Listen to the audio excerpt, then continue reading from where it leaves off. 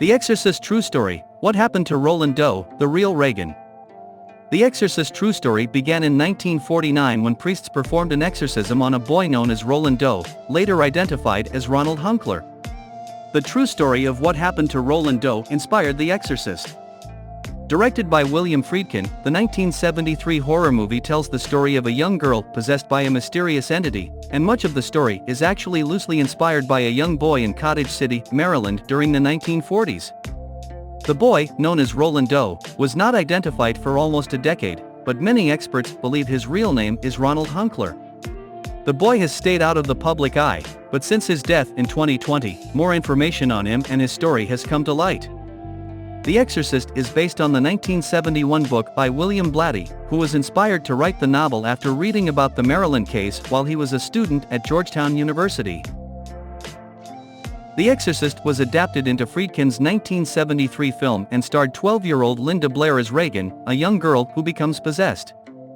While the movie is clearly dramatized, using convincing special effects to thrill its audience, The Exorcist True Story: The Case of Roland Doe is just as chilling. The Exorcist spawns sequels, and a reboot is currently in the works. David Gordon Green, Halloween Kills, is the director of the upcoming reboot, which will be a direct sequel to the 1973 original. The upcoming film has Ellen Burstyn returning as Chris McNeil, as well as featuring Leslie Odom Jr., Nigel Bartow, and Nick Benes. Here is a breakdown of The Exorcist's true story, who the real Regan is, and where Roland is now. Roland Doe's exorcism true story explained. The Exorcist True Story is based on the experience of Roland Doe.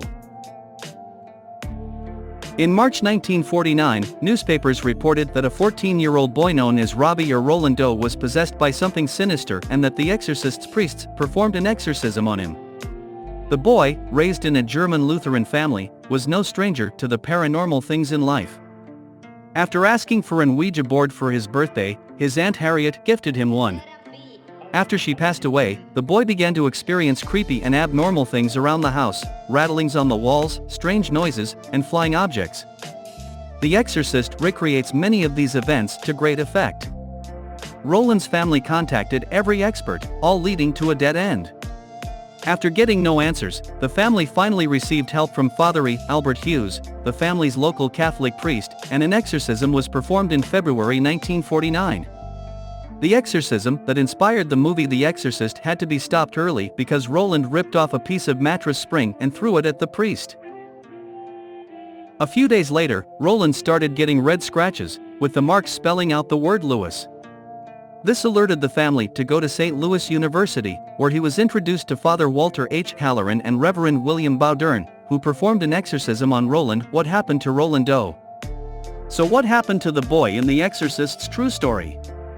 There has been much mystery surrounding Roland Doe.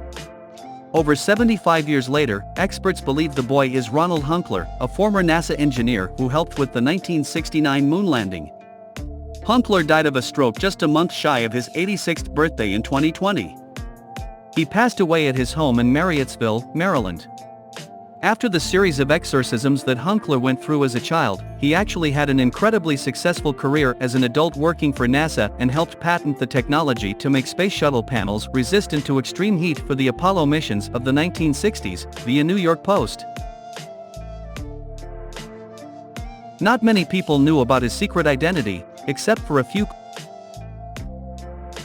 close friends,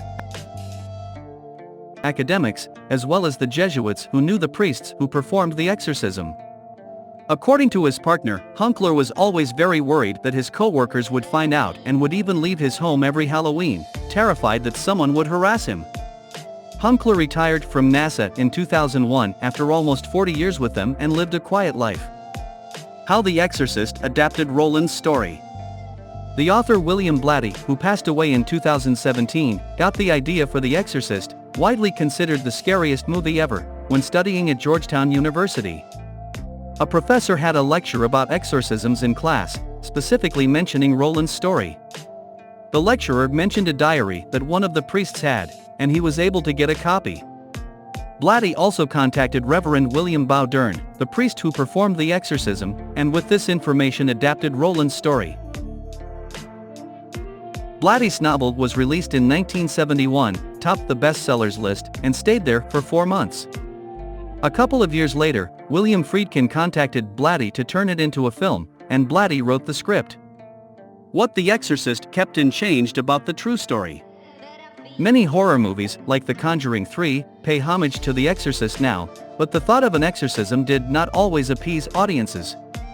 To keep Roland's identity under wraps, Blatty had to change a few things. Roland became a 12-year-old girl instead of a 14-year-old boy, and Regan's mother was changed to a single parent as opposed to having a large family. The violent outbursts and Roland's creepy low-toned voice all occurred, but the infamous ceiling crawl and head spinning have never fully been confirmed or denied to have happened in The Exorcist true story. Another thing that does not occur is the X that appeared in scratches on Ronald's chest, signifying that 10 demons possessed Roland. The cuts on Roland's skin saying the words Louis was changed to help me, taking away the fundamental aspect of moving to St. Louis. Although a few things were left out, Blatty kept much of The Exorcist's true story horror closely tied to the novel. This included both Roland and Regan acting oddly after playing with an Ouija board, only acting strange at night, as well as the two acting extremely violent when any religious object was presented to them. The Exorcist book and film are very closely connected, as Blatty did write the script, but the true story of Hunkler is a bit different from the film. In the end, the true, chilling story of Regan is much more terrifying than the novel or film, as a young child went through such a terrible experience. Is The Exorcist Reboot also based on the true story? It's been announced that a new The Exorcist trilogy is in the works, and there's a lot of confusion over whether it's a sequel or a reboot. Reportedly, the new 2023 Exorcist movie is considered a sequel to the original movie franchise, and Ellen Burstyn's Chris is the thread that holds the two together. Therefore, it's doubtful that the new trilogy will follow the same true story featured in the original The Exorcist. While the first movie is considered one of the most successful horror films of all time, The Exorcist 2 was a commercial flop. However, The Exorcist 3 performed well enough in its own right, bringing the famous trilogy to a close. Studios didn't believe that the trilogy should be the end of the story, so more movies were spawned, along with a short-lived television series starring Geena Davis. While The Exorcist is both based on a true story and William Blatty's book, the second and third installments are entirely products of Hollywood's imagination, meaning the newest sequel will follow suit. However, the character of Chris MacNeil, played by Ellen Burstyn, has already finished filming her scenes in the movie, so at least one of the characters from the original made it into the new trilogy. Presumably, The Exorcist 2023 installment should be considered a legacy sequel, akin to Scream 2022, in which a new team of people takes over an old story. Not much else is known about the project other than its planned release date of October 13, 2023, and that David Gordon Green will be at the director's helm. That being said, the new The Exorcist sequel probably isn't based on a true story. Why The Exorcist's new sequel can't follow Halloween's approach? David Gordon Green may tackle a new Exorcist sequel, but despite seeing success with Halloween 2018, he can't take the same approach. Here's why. Several horror movie reboots, remakes, and sequels can follow the successful approach of David Gordon Green's Halloween, but The Exorcist is not one of them.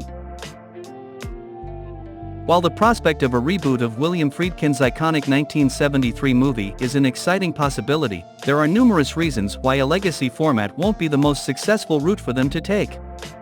Green's recent projects have been resounding successes, and he is in talks to direct a new version of The Exorcist, which is being called a sequel, but he must avoid the same method he employed on 2018's Halloween if he gets the chance to tackle this iconic film. William Friedkin's The Exorcist is one of the most recognizable horror movies in all the genre's history, as it has been parodied, referenced, and celebrated since its 1973 release. It stars Ellen Burstyn as Chris MacNeil, Jason Miller as Father Damien Karras, S.J., Max von Sydow as Father Lancaster Marin, and Linda Blair as the possessed Regan MacNeil. Shortly after the young girl plays with a Ouija board, she begins to act strangely, which leads to her possession that causes her mother to call upon a priest to do an exorcism. While horror was still largely considered a genre that wasn't taken seriously by Hollywood, which is somewhat the case today, The Exorcist revolutionized it by instilling that it is a form of legitimate art. It has become one of the most important movies in both the horror genre and movie history as a whole. In 2020, it was featured in the Shudder original series Cursed Films, which explored the supposed curse of the Exorcist, another reason why Friedkin's movie is so iconic. Given all of this, whoever does adapt the new Exorcist II movie has their work cut out for them. According to Bloody Disgusting, the upcoming The Exorcist sequel will take place following the events of Regan's 1973 possession. Beyond that, there is little known about the plot. Green approached the Halloween franchise in a similar fashion, as he retconned the series by situating the timeline of his 2018 movie after the events of the original Halloween. In turn, it became a legacy sequel that withheld the original movie's structure and situations between Jamie Lee Curtis's Laurie Strode and Michael Myers.